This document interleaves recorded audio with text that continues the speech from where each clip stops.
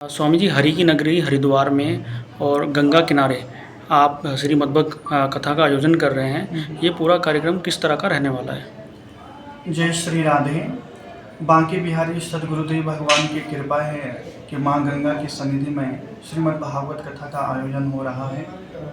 देवपुरा आश्रम में 2 बजे से सायं 7 बजे के सत्र में कथा का आयोजन हो रहा है। तो इस कथा का उद्देश्य बस यही है कि सनातन धर्म का कैसा प्रचार प्रसार हो, लोगों के हृदय में, सभी भक्तों के हृदय में मेरे ठाकुर जी श्री राधा रानी जी के प्रति कैसा प्रेम हो, कैसे उनके जीवन में श्रेष्ठ दिशा की ओर वो अग्रसर रहें। बस यही प्रार्थना कथा के आयोजन से होता है।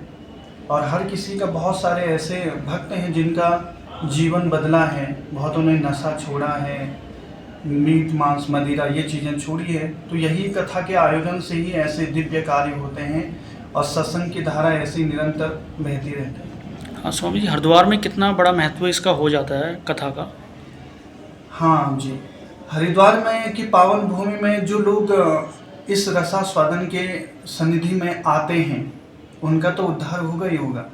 लेकिन भूले भटके किसी के इस कथा के बारे में पता लगा तो वो भी यदि कथा आयोजन में, कथा पंडाल में आए तो उनका भी श्रेष्ठ मार्ग की ओर अग्रसर तो होता ही होता है। अब तक आप कितनी कथाएं कर चुके हैं स्वामी जी? अभी हमारी ये 21वीं कथा है।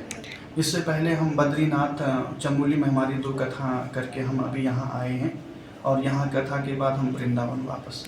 स्वामी जी, वृंदावन में प्रेमानंद स्वामी जी के बारे में 2 शब्द जो आप कहना चाहते हैं? वो हमारे सदगुरुदेव हैं, भगवान गुरुदेव भगवान की बड़ी कृपा है इस दास पर। उन्हीं की कृपा से यह दास कुछ कहने योग्य हुआ है। आज युवा पीढ़ी, हर पीढ़ी में हमारे गुरुदेव का प्रभाव है। जो एजुकेटेड हैं, जो बड़े बड़े पोस्ट में हैं, वो भी सदगुरुदेव भगवान के प्रवचन श्रवण करके उनके जीवन की दिशा ही बदली है। आप जब वृंदावन में आते हो, रात्रि 2 बजे से लोग, भक्तों की लाइन लग जाती है बस उनके एक दर्शन के लिए। और हमारे गुरुदेव भगवान की तो 15 साल पहले ही डॉक्टर ने कह दिया था कि आपकी तो किडनियाँ खराब है, लेकिन उनका भाव, यदि भाव श्रेष्ठ है, श्रद्धा विश्वास है, तो उन्होंने, गुरुदेव का भाव है कि मेरी एक किडनी, एक राधा है, एक कृष्ण है।